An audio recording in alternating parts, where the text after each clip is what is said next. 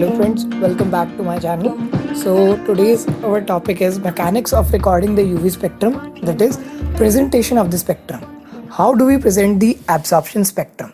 तो अब इस वीडियो में हम पढ़ेंगे कि एक सैंपल है हमारे पास, उसका यूवी स्पेक्ट्रा कैसे रिकॉर्ड करें, एब्जॉर्प्शन स्पेक्ट्रा को रिकॉर्ड करने का तरीका क्या है. उसमें हम पढ़ेंगे प्रोसीजर कि हम कैसे इसे रिकॉर्ड कर सकते हैं.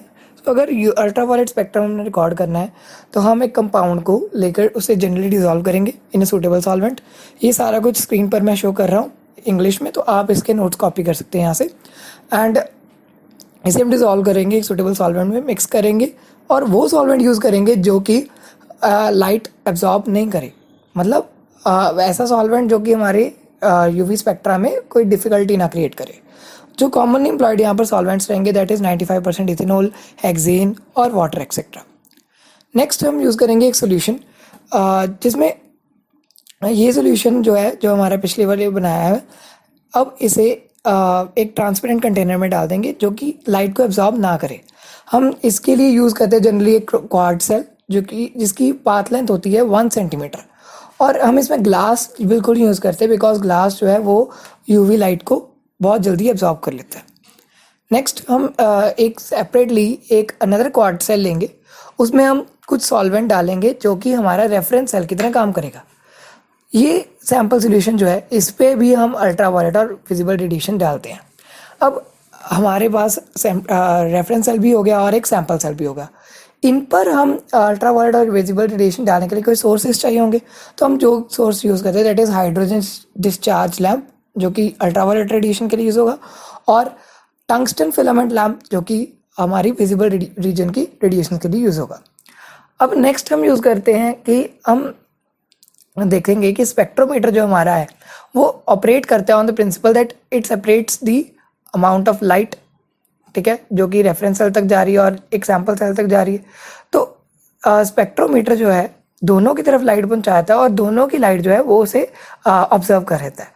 तो इस वजह से उसे पूरी लाइट स्पेक्ट्रोमीटर को ऑब्जर्व हो जाती है. अब ये लाइट ऑब्जर्व करके जो स्पेक्ट्रोमीटर है इसमें डिटेक्टर लगा होता है. डिटेक्टर जो है वो डिटेक्ट करेगा रेडिएशंस को और फिर एक चार्ट पेपर पर हमारा जो है रिकॉर्ड हो जाता है सारा स्पेक्ट्रम.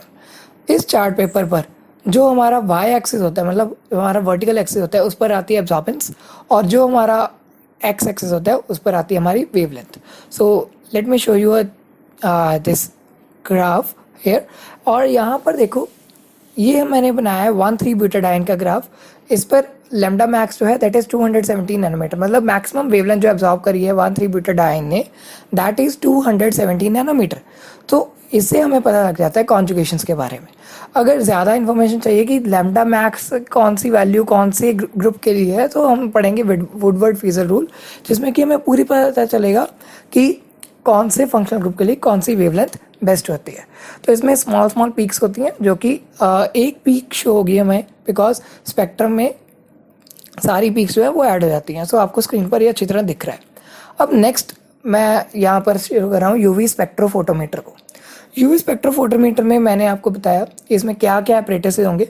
इसमें हमारे पास एक D2 लैम्प होगा और एक टंगस्टन लैम्प होगा. D2 लैम्प जो है that is for UV radiations and tungsten lamp जो है that is for our visible radiations. अब ये जो इन दोनों की रेडिएशन जो है एक मिरर पर डलवाएंगे और वो मिरर से जो लाइट आ रही है उसे एक मोनोक्रोमेटर में भेजेंगे. मोनोक्रोमेटर जो है वो सेपरेट कर देगा सारी बीम ऑफ लाइट को, और with the help of mirror जो हम रेडिएशंस हैं वो एक सैम्पल सेल में भी भेजेंगे और रेफरेंस सेल पर भी भेजेंगे. अब जो रेफरेंस सेल है यहाँ पर देखिए, ये रेफरेंस सेल भी फोटोडायोड में जा रहा है, इसकी रेडिएशंस, और सैम्पल सेल की भी रेडिएशंस फोटोडायोड में जा रही हैं. अब यहाँ पर डाटा प्रोसेसिंग होती है एक डिटेक्टर में, और हमारी जो एब्जॉर्बेंस है और वेवलेंथ है उसका एक डाटा रीड आउट हो जाता है, एक चार्ट बन जाता है इन अवर लास्ट इज डिटेक्टर. तो यहाँ पर हमारा जो है एपरेटस कंप्लीट होता है इसका. अब नेक्स्ट हम देखते हैं कि हमारे पास इसके नोट्स क्या हैं. तो इसके नोट्स आप यहाँ से ले लीजिए. एंड यहाँ पर मैंने कुछ एक्सप्लेन किया है कि इसमें फॉलोइंग पार्ट्स हैं. पहला जो हमारा सोर्स ऑफ रेडिएशन है, और फिर हमारा मोनोक्रोमेटर है, फिर हमारा डिटेक्टर है, और लास्ट में रिकॉर्डर है.